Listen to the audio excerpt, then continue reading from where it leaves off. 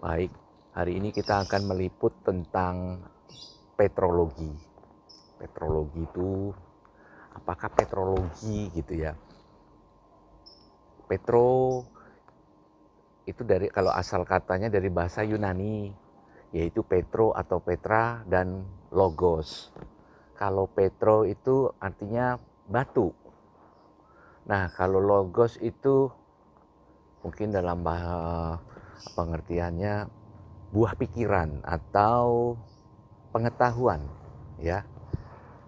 Jadi kalau kita bikin simpel, petrologi itu sebenarnya ilmu perbatuan, ya. Gitu. Nah, kita juga nanti dalam membahas petrologi ini nanti mungkin yang akan membantu saya yaitu dari Bu Nana sama Mas Yono ya. Jadi nanti ikut menjelaskan.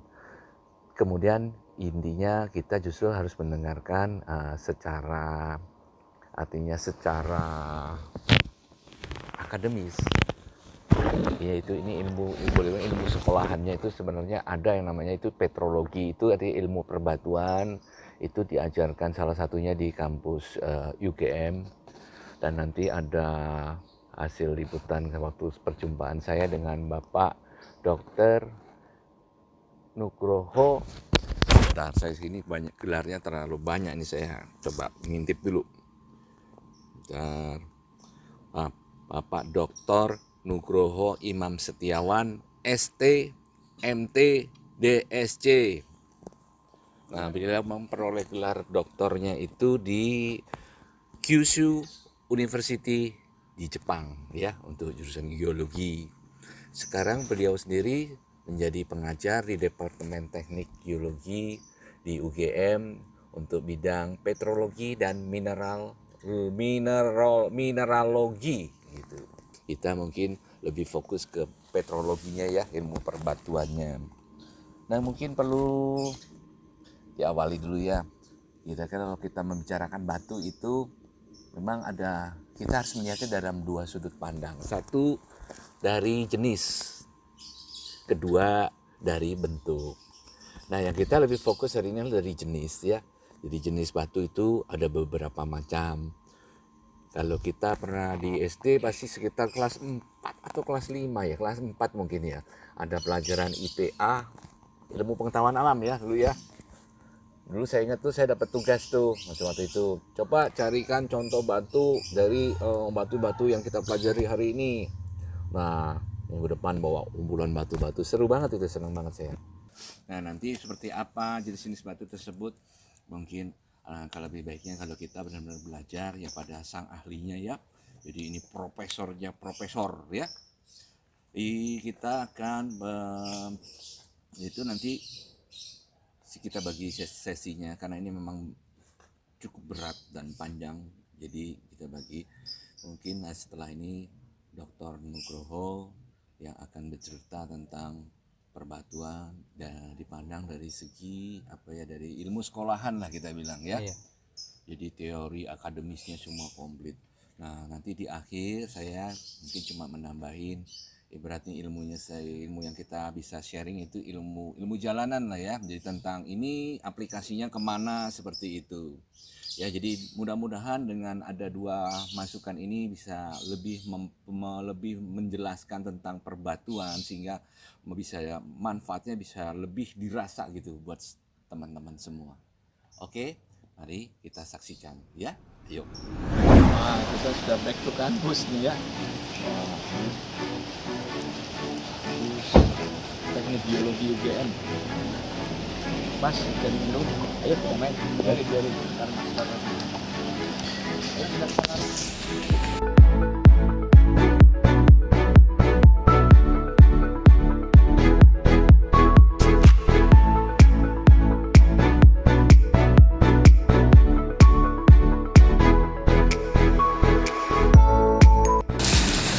Berarti masuknya dari depan tadi harusnya ya. Mungkin itu sambil.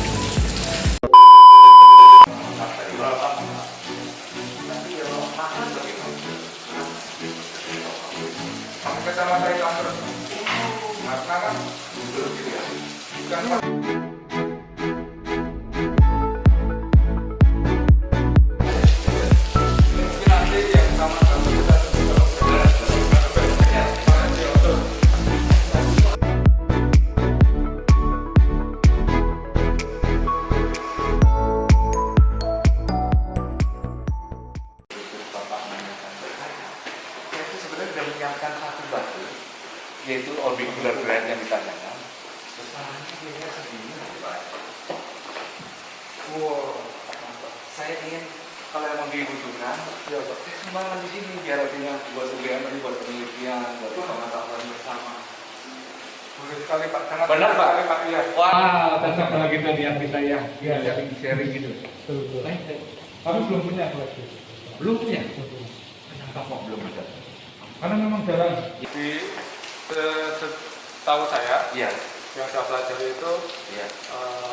orbicular granite tidak dijumpai di Betul. jadi Norwegia di Finlandia, bagian ya itu. kontinental di bagian kontinen itu ditemukan orbicular granite dan itu sangat unik sekali.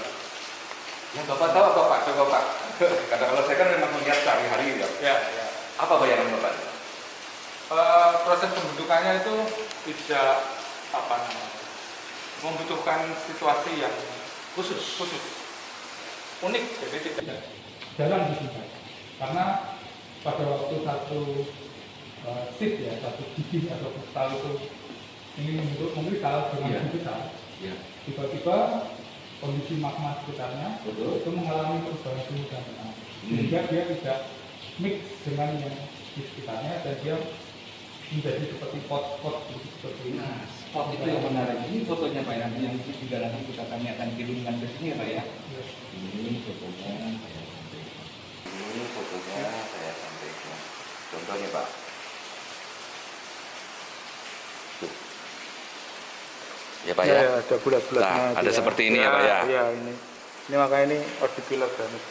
Nah nanti kami akan atur untuk segera mengirimkan ke sini prosedurnya bagaimana mohon dulu. Ya. Mudah-mudahan bermanfaat buat artinya yang mau pengetahuan di Indonesia. Iya, sangat bermanfaat. Pak. Nanti saya tunjukkan ke Taman Batu Oke. seperti apa. Sip. Sekarang kita ke Ayo. Batu yang size-nya mungkin lebih gede. Yang bisa simpan di sini untuk praktikum. Oh, praktikum. Ya, Ayo, praktikum. Lampunya saya nyalakan. Ya.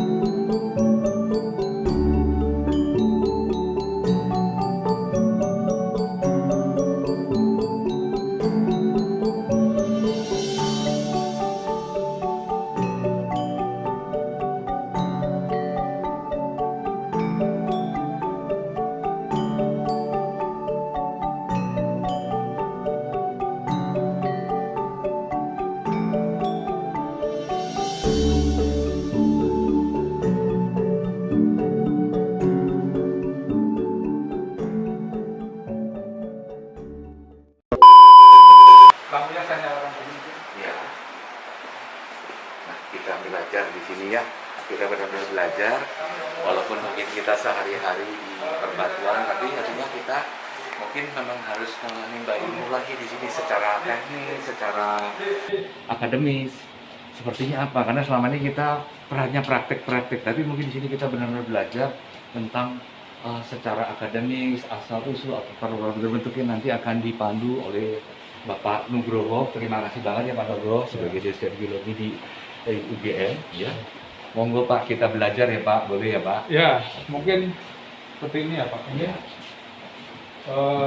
saya melihat di YouTube-nya Pak Irwan dengan Pak Irwan. Bapak sudah sangat bagus sekali menjelaskan Oh, iya. 3 jenis batuan. Yang benar Fokus, Pak. sedimen, dan metamorf. Yang benar. Itu sudah tepat sekali Pak. Sudah cepat. Sangat Alhamdulillah luar biasa. Aku senang banget dengan ini. Dapat endorse nih dari suhunya nih.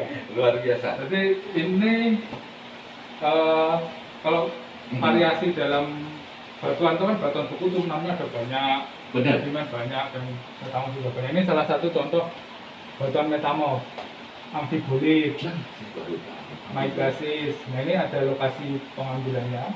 Karang Sambung, Karang Sambung. Banjarnegara situ Pak ya. Iya. Memang museumnya itu Pak, Iya. museum nasional ya. Kemudian ini ada Babro, ada Brahmi juga. Oh, gabrunya dalam pengetahuan. Nah, ini kita bandingkan dengan Ya.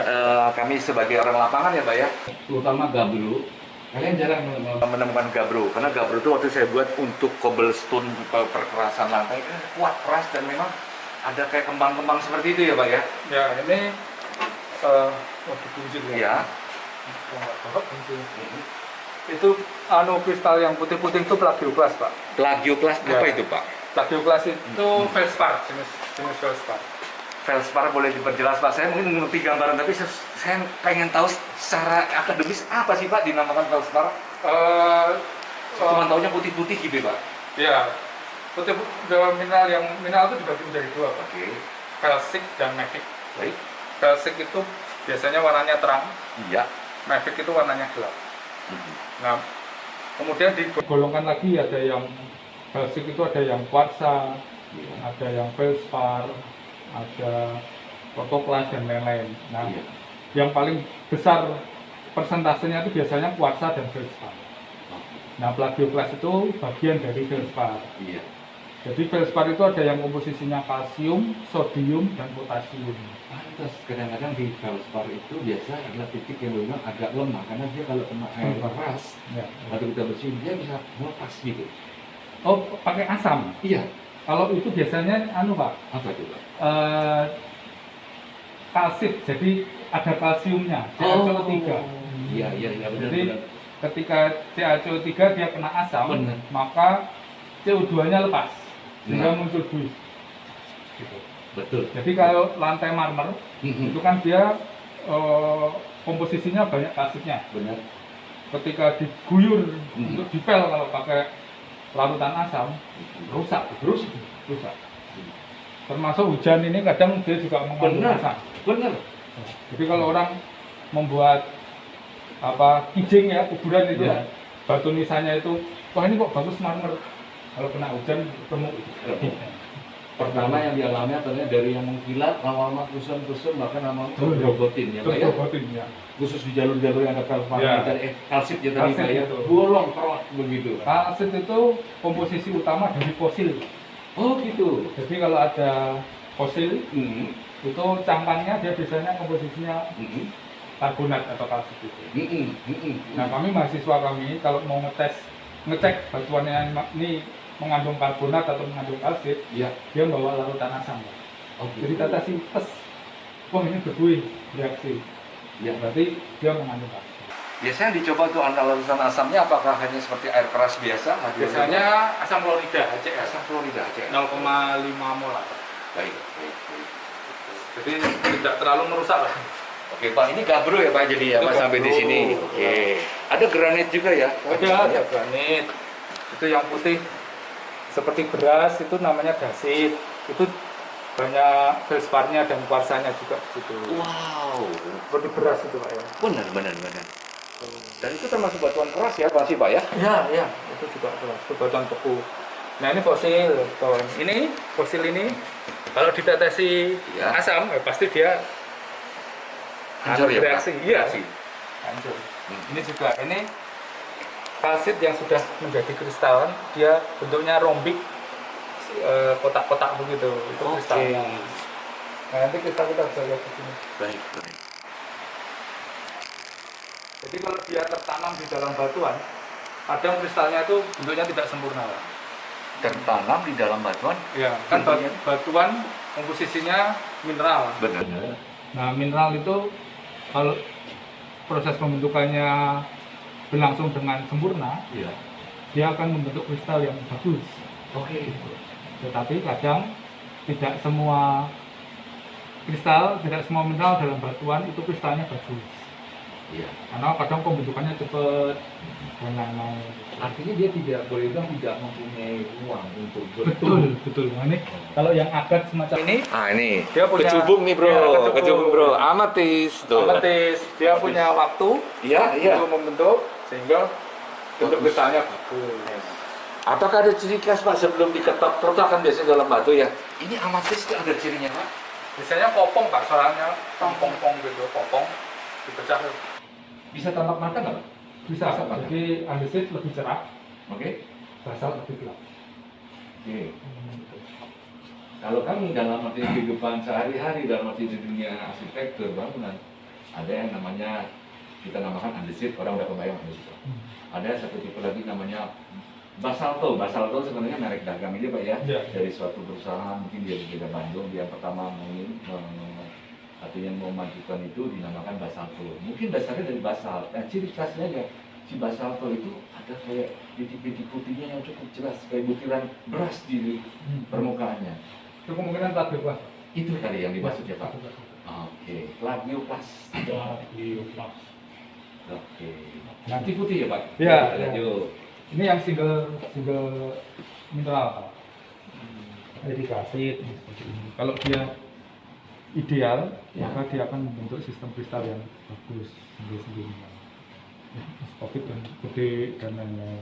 Otoklas. Nah ini plagioklas seperti ini kuarsa. Oh, plagioplasnya gede banget ya? Ya gede. Dan itu cukup jarang kalau dapat yang sebesar ini. Karena biasanya kalau dia bergabung di batuan kan Kecil. ukurannya tidak Besar. benar. Dek, mau lewat dek. Ayo.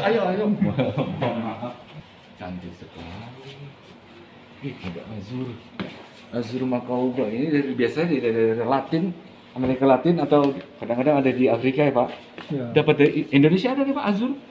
Dapat di Indonesia tuh. ada juga ya. Ada. Oh. Cuman ya sulit lah dapatnya. Jarang. Iya. Dolomit, barit ini sering lihat. Bestonit, bentonit. Ini seperti batu kapur, seperti batu. Itu seperti batu lempung aja. Batu lempung. Ya. Kalau kayak lihat semacam dilihat langsung seperti ini kayak template. Apa saya lupa namanya. Semacam template satu daerah gitu. Bentonit. Iya. Diatom, gypsum. Pak boleh cerita tentang gypsum. Pengertian gypsum ini menarik juga karena ini berhubungan dengan gypsum yang pakai di atas. Bahan dasar ini ya Pak? Atau beda pengertiannya? Dengan yang itu Pak ya, untuk bahan dasar, iya sama Pak. Untuk bangunan kan untuk ya, bangunan, ya. atap itu ya Pak ya? Betul. Ceiling, plafon gitu ya? Betul. Ini industri gypsum dia menambang itu terus kemudian dicetak. Oke, gitu. Baik. Menarik. Nah ini beberapa batuan yang saya ambil dari Antartika. Ulah, Antartika. Gitu.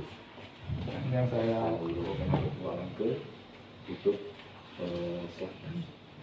dan ini sebagai contoh ya batuan-batuan ini umurnya Berapa? ada yang seumur dengan pembentukan bumi. Jadi kalau bumi Pas itu 1 miliar? 4,5 miliar ya. Bisa? Ini tertua di sana 3,8 miliar. Wow. Sedangkan tadi yang kita bicarakan si orbicular granite katanya usianya sekitar 2,7-2,8 menit menurut literally. Apa betul ya Pak SQ? Tua dong berarti. Bisa jadi Pak. Ini lebih tua lagi Ini berarti. lebih tua. Pak alasannya kenapa bisa lebih tua? Karena dia tidak terganggu atau gimana ya Pak? Nah, jadi Antartika itu unik. Ya. Benua itu unik. Jadi dia sudah hadir ketika pertama kali bumi terbentuk. Ya. Kemudian setelah itu tidak banyak proses Ya. terhadap benua Antartika. Jadi batuannya seakan-akan freeze di situ, berdiam di situ. Sedangkan di tempat lain batuan itu akan recycle. Ada yang ketumpuk vulkanik, ada yang ke bawah masuk di penenggelaman, ada yang spreading dan lain-lain, atau dihuni oleh manusia. Iya, betul. Itu salah satu faktor. Ya, kita nggak bisa lihat lagi, Benar. gitu kan. Tertumpuk sedimen di bawah laut. Nah, kalau di Antartika itu seolah-olah freeze di situ. Jadi tidak banyak proses evolusi yang terjadi di Antartika, sehingga para ahli ilmu bumi itu kalau ingin mencari tentang evolusi bumi, maka mereka akan menuju ke Antartika karena batuannya segar, kemudian dia masih menyimpan informasi dari umur bumi yang paling tua, gitu. Tetapi menuju ke sananya kan repot. Nah, dari kita kontinen landasan itu, kira-kira paling banyak apa Pak dia batunya? Batuan beku dan metamorf. Yang mana Pak? Ada nggak di sini kira-kira Pak? Ini Pak, ini metamorf, ini contohnya kondalit. Oh seperti ini batuan di sana. Ya, kondalit. Nah, ini kondalit ini namanya unik karena pertama kali justru dijumpai di Sri Lanka. Loh, ada di sana? Ada Pak. Jadi Sri Lanka itu dulu pernah satu kontinen dengan Antartika. Kemudian Sri Lanka terpisah. Kemudian orang pertama kali menjumpai batuan itu. Ini terbukti ya. Ahli geologi kemudian mencoba merangkai itu. Batuannya sama, umurnya sama. Berarti ini dulu pernah. Kalau ada orang-orang yang di Antartika pun budaya dicek lagi ya Pak ya sekalian. Iya. Jadi kan mempelajari evolusi dari situ Pak. Tolong ini disut benar ya kondalit ini menarik sekali. Ini ada kisah dengan apa Sri Lanka tadi. Sri Lanka. Sumarok gini gitu buat sinematik. Ini kan metamorf ya Pak ya. Betul Pak, betul. Nah, yang selain ini apa lagi Pak yang paling banyak menghuninya Pak? Yang paling banyak di Antartika. Iya. Kayak lempeng dasarnya gitu. Kalau kita jalan di permukaan seandainya esnya bisa dibuka gitu Pak ya. Granit Pak, variasinya granit. Tanah nggak ada nih Pak. Soil nggak ada, karena tidak ada pelapukan, suhunya terlalu dingin. Oh, gitu. Tidak ada soil.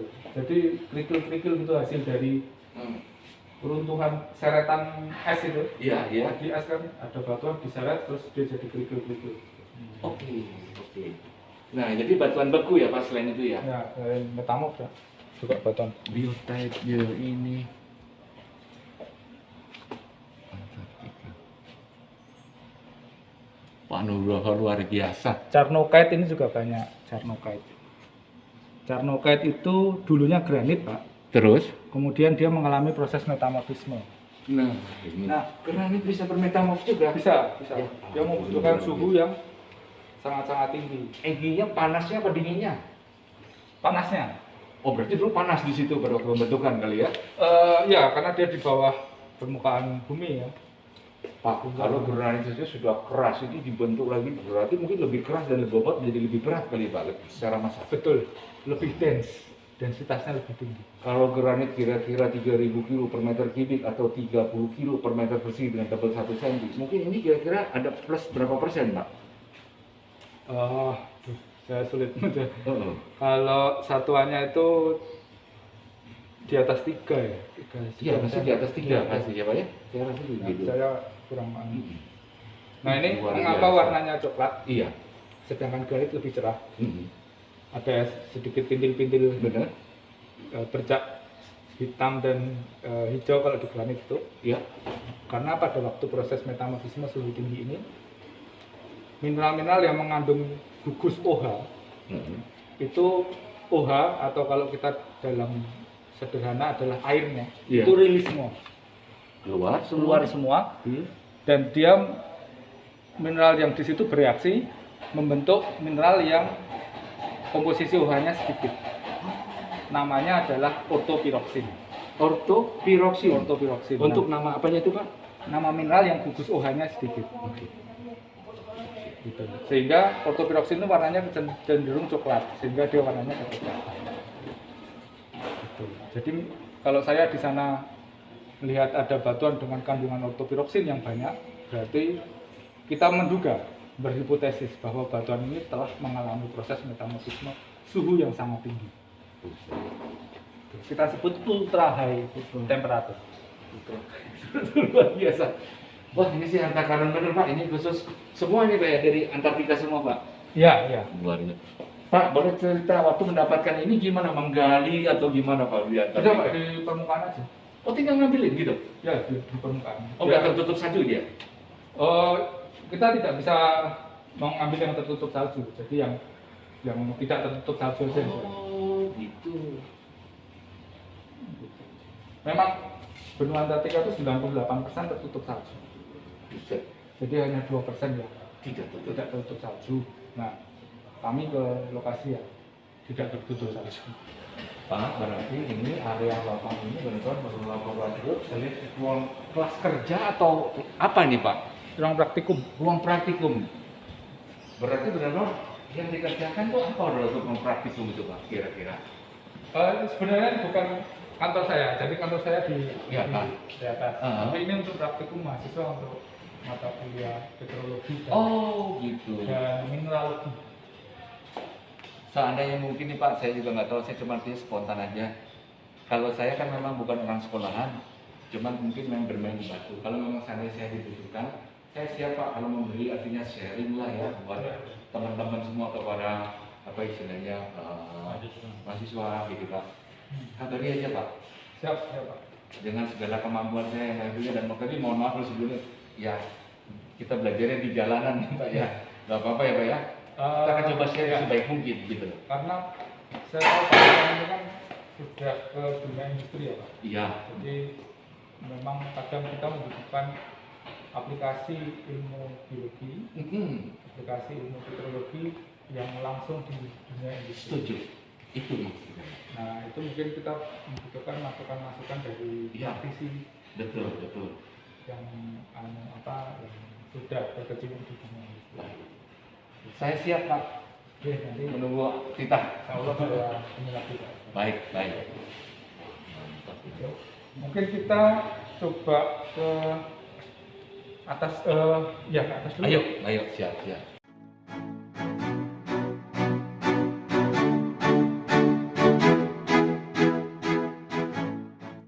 Kecil. Iya Pak, iya. Ini sampel-sampel batu koleksi saya. Salah Pak. Oke. Nah, koleksi.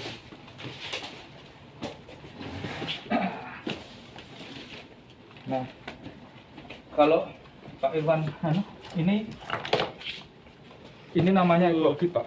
Apa namanya? Eklogit. Eklogit mata Ya. satu. Jadi dia terbentuk di zona penunjaman dengan kedalaman lebih dari 100 km dan tekanan lebih dari 2 gigapascal. Jadi bisa dibayangkan densitasnya akan sangat berat sekali. Berat. Jadi analoginya kalau kita punya styrofoam Iya. ditaruh di bawah laut, dan dalam styrofoamnya kan akan Lanjut. menciut. Begitu pula dengan batu, akan diperas. Berat pas ini. Ya, Berat Pak. Berat ini. Batu Karawudon ini batunya boleh bilang kayak mengandung besi. iya, tapi bukan karena besinya, Bukan karena dia besi, karena padatnya. padatnya, densitas tinggi. Wow. Berat ini. Ini juga Oh, ini bukan batu biasa Pak. bukan. Oh berat Pak. Cabai rawit ini namanya. Sini berat loh. Ayo siapa mau coba rasanya? Oh, buset. Berat Pak. Kalau ini beef Pak. Beef ini banded iron formation. Ini komposisinya adalah besi. Ini lapisan dari besi. Sebenarnya bentuknya seperti ini kan. Ini besi yang berlayar-layar. Iya. Dan ini beratnya bukan karena densitas, tapi beratnya karena Besi. besinya. Berarti memang mengandung. Ini kan ada magnet ya. Ini sandal. Termasuk jenis batu atau bukan kalau Batu, kita Pak. bilang? Batu. Karena Namanya? dia sudah menjadi batu. Batu apa namanya Pak? Banded iron formation beef. Iron Donation. Beef. Beefnya tuh beef daging. BIF. BIF. Banded. Banded itu berlapis. Lapis. Banded. I-nya itu iron, Iron. F-nya formation. Oh, Iron Donation. Beef jadi ya Iya. singkatnya. Berat bro. Oke. Berat ini asli berat. Berat Pak itu Pak. Iron Man. Asli. Ini berat. Ini contoh sayatan tipis batuan Pak. Iya. buat informasi, kalau batu granit Batu itu per topi. meter persegi 30 kilo dengan tebal 1 cm ya. Iya. Kalau besi itu kira-kira 78,5 kilo per meter persegi dengan tebal 1 cm. Jadi berat besi dengan batu kira-kira 3 kali, besi itu beratnya sekitar 3 kali lipat dari batu. Nah ini mungkin pertengahannya tadi kayak kombinasi dari itu Pak ya, batu dan besi ya. Berat asli ini. Mungkin ini batu yang paling berat yang saya pegang nih Pak. Kalau ukurannya segitu Pak, kalau ukurannya lebih besar lagi. Walah. Wah, berat. Berat kan? Nah ini kalau di kami itu ilmu petrologi itu ilmu mempelajari batuan Pak. Jadi ini batunya ditempel di kaca preparat, ditipiskan 0,03 mm. Kemudian baru nanti akan dilihat di mikroskop. Mbak ngomong menipisnya dengan apa ya? Pakai alat itu Pak, gerinda yang Ada ya khusus ya Pak ya? jadi gerinda yang biasanya kan vertikal begini Pak. Itu dibuat horizontal. Terus? Kemudian ini batu ini jadi nanti dipotong dulu segini, Iya benar. Di slice gitu. di slice, kemudian ini diberikan lem, dihaluskan sedikit, diberikan lem, kemudian ditempelkan. Kalau sudah nempel nanti dipotong semaksimal mungkin, nanti sisanya baru ditipiskan lagi. Set itu pakai gerinda itu. Saya baru. Oke, menarik. Nah ini ada yang seperti ini, ada yang seperti ini. 0,3 ya Pak? 0,03 mm. 0,03. Ya, Pas lagi mau gerindanya gimana alat ukurin 0,03 tuh Pak? pakai itu Pak, pakai jangka sorong itu yang dijepit itu bisa. Iya. Kalau yang sudah berpengalaman tuh disentuh Oh, gitu jadi tahu. atau dicocokkan dengan tabel warna mineral. Jadi ada pembanding. Ini warna mineral ini kalau sudah 0,03 dia warnanya kan 0,03 cm kali ya Pak? milimeter Pak. Tapi ini kalau agak tebal kenapa Pak? Karena dilapis lagi? Ini kurang dari 1 mili. Oh iya benar juga ya Pak ya. Ini kurang dari 1 mili. 1 mili benar. Ini kurang dari 1 mili. Iya saya baru. 1 mili itu Saya kok jarinya nggak terbiasa 1 mili di ke bawah Pak, jadi kaget tadi. 1 mili itu sekian. Pak. Benar Ini kurang Pak. dari 1 mili. Kurang 1 mili. Iya sih. Wah ini sih berat. Jadi berat. Terus Pak setelah itu dilihatnya gimana Setelah itu kita lihat pakai Pak? mikroskop. Yuk kita kesana yuk. Ya, ini Pak. Kebetulan saya pas ada mikroskop di sini. Rasa juga deh. Gak nyangka loh Pak ini.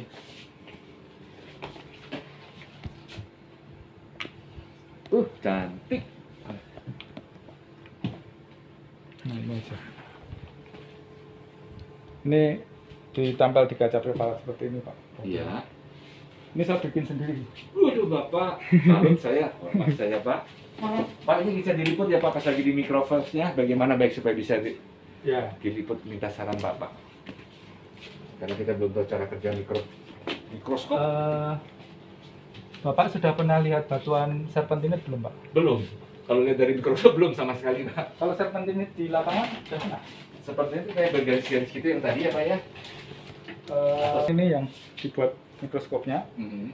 Nanti Bapak akan melihat dari yang berwarna hitam itu sebenarnya di dalam akan seperti apa bentuknya. So, dilihat aja Pak. Oke. Oke, saya lihat dulu ya Pak ya. Ya.